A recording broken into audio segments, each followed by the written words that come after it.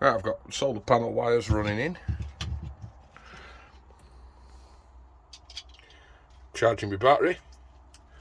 When I press this red power button, it turns power on to my control board. Then when I flick light switch on, power to my lights. Obviously there's going to be more stuff coming when I wire it resting, but I need my walls in and stuff first to fix it to, and then power off.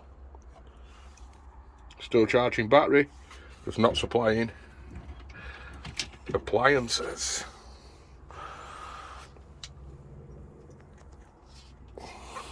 Been like wrestling an octopus that today.